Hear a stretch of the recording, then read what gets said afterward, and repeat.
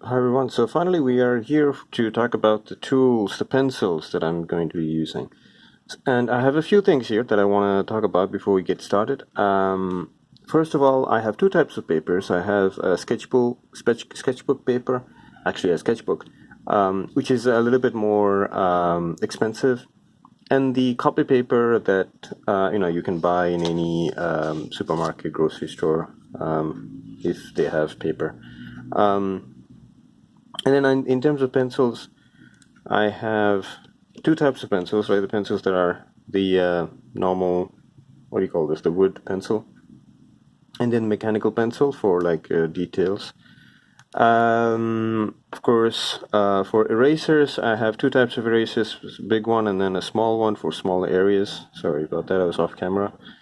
And we're going to talk about how to smudge. So I just have this cotton bud, so I'll get to that in a moment. So obviously, like I just took two papers because I just wanted you to see the difference by yourself, right? And you can do this, like experiment with different paper, different erasers, different pencils, as long as it's within your budget. So I always emphasize that don't spend too much money because you're just practicing.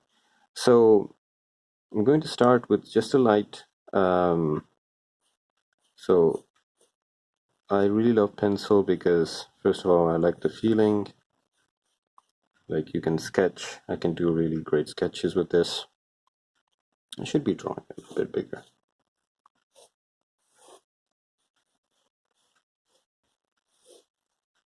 Yeah.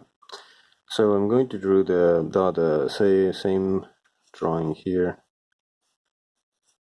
And again, right away, even I can feel it, which is like this surface is smoother, so I have less of a grip.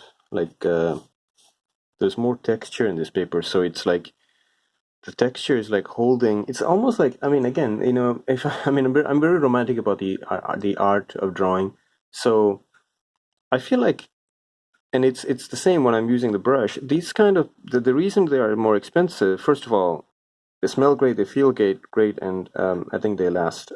They look great.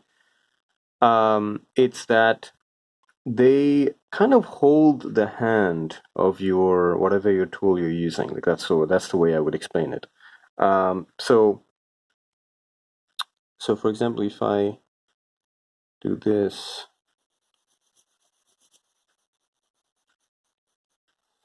and then I do this, again, it's the same pencil, okay? And even then, like I think you can see a slight variation in value. Value meaning like darkness.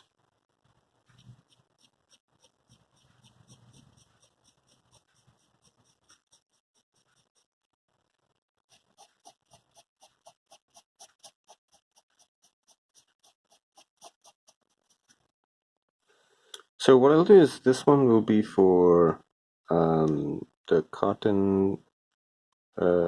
This will be for the stump, and this one will be for the paper itself. Okay. So in shading, and you have two types of shadows, right? Like or values, which is soft edges and hard edges. Which means soft means the the line between light and shadow is a bit soft, so it's a little bit more mixed, let's say. And then the hard edge is that the the light and dark are defined by a specific like straight line. Okay, like it's pretty visible.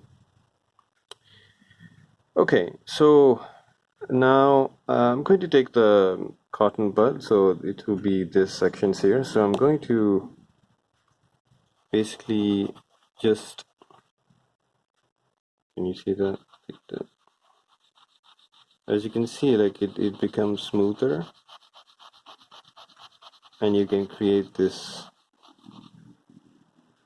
transition, like smooth transition to the Now I'm going to turn the other side. I'm going to use the same thing for the copy paper. It's not bad, but I think it was a bit easier. As you can see, the smudging responds better with the sketchbook paper. But you still get that, but you still see the strokes, right? Like here, it's pretty much smoothed out in a way. So that's the cotton part, right? Like so, and another thing you can do, when I said paper, paper meaning you can actually tear a piece of the paper that you're using and use that as a stump, right? So for the copy paper, I'm going to take this, right? And again, of course, because it has less of a control, then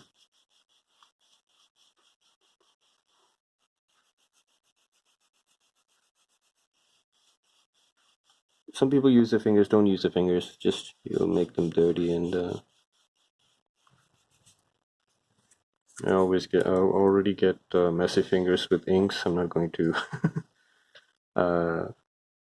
so again, it's not very impressive. It's pretty random, which is great, which works for some textures, like if you're trying to draw like old walls and so on. Like I think this could be useful. So again, you'll figure out like what works with what, right? So in this case, I'm just showing you the different possibilities. So here, if I take the sketchbook paper, there you go, and I'm guessing uh, the pencil, yeah, they smooth out, they powder better on this paper, right? Like you can, and if you continue, you can pretty much lose all edges in a way. And then for the stump, so stump is basically what it is it's basically a piece of paper, right? Paper kind of made into this shape. So you have to be careful because this is already used. This in itself becomes a tool because as you can see, there's already some on it. So I can already use it as a almost like a gray pencil, right? Like a so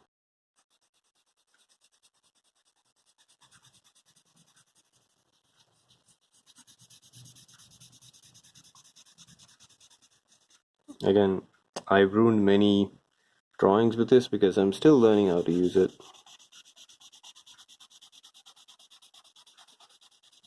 The cotton bud for me is the unless you have a new one. In that case, yeah, it works.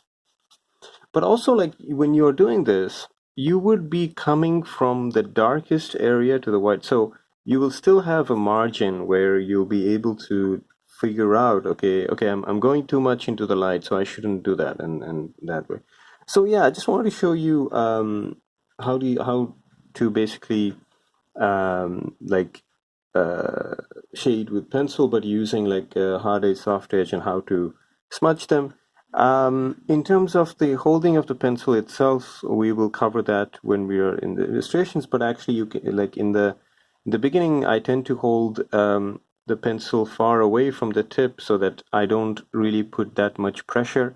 But then when I get into the details, I go like this so that I have a little bit more control and be a little more tight as opposed to being loose in the beginning when I'm laying out the when I'm blocking the drawing, whether it's anatomy or just a perspective grid and so on. Okay. So yeah, that's what I wanted to show you today when it comes to tools. So this will be the end of the tools. I won't talk about tools. I might answer questions, but I'm going to start the anatomy course from now on, so that that's the interesting part, right? I mean, that's what most people come for. So I'd like to thank you very much for watching, and I'll see you in another video.